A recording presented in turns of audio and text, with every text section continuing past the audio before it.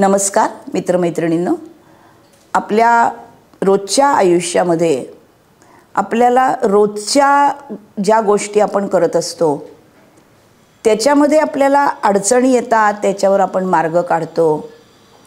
आपल्या मुलांच्या अभ्यासाबद्दल, त्यांच्या परीक्षांबद्दल असं काही एक गोष्ट आहे की ज्याच्यामुळे आपल्याला मुलांची काळजी असते। परीक्षेत त्यांना कॉन्सन्ट्रेशन होत नाही, अभ्यासात कॉन्सन्ट्रेशन होत नाही।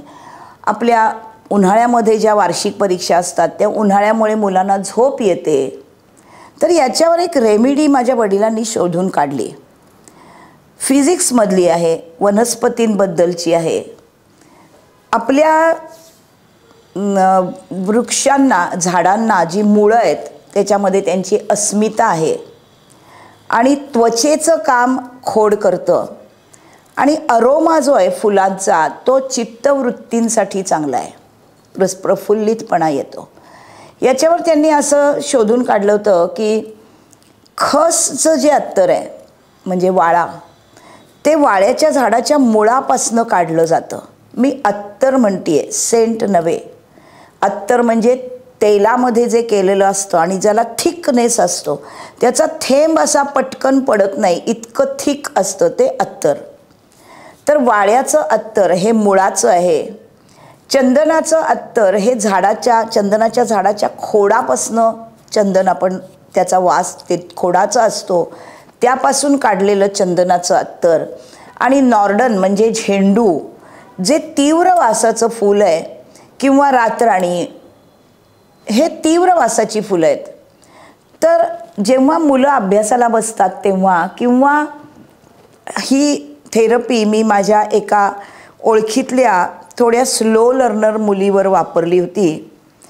तर अनेक वर्ष ती वापरत होती आणि तिला तिच्या मुलीच्या मानसिकतेमध्ये फरक पडलेला जाणवला।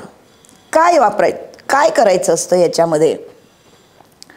तर खसचं अत्तर एका कापसाच्या बोळ्यावर घ्यायचं, चंदनाचं अत्तर एका कापसाच्या बोळ्यावर घ्यायचं आणि नॉर्डनचं किंवा रातराणीचं अत्तर एका कापसाच्या बोळ्यावर घ्यायचं।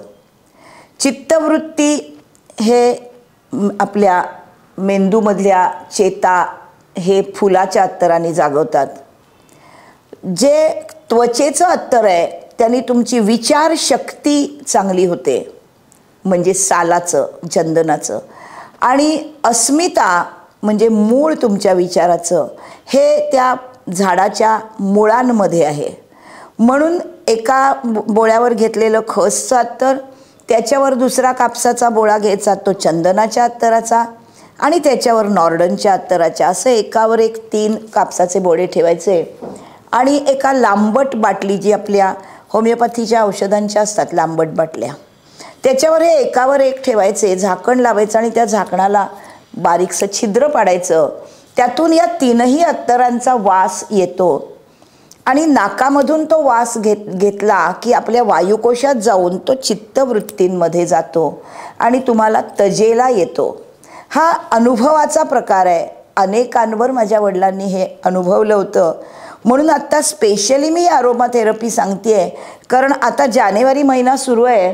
आत्ता मी हा एपिसोड टाकला म्हणजे फेब्रुवारीमध्ये 12वीच्या परीक्षा आहेत, नंतर मार्च एप्रिलमध्ये शाळांच्या परीक्षा आहेत। सर्व मुलांना याचा उपयोग होईल।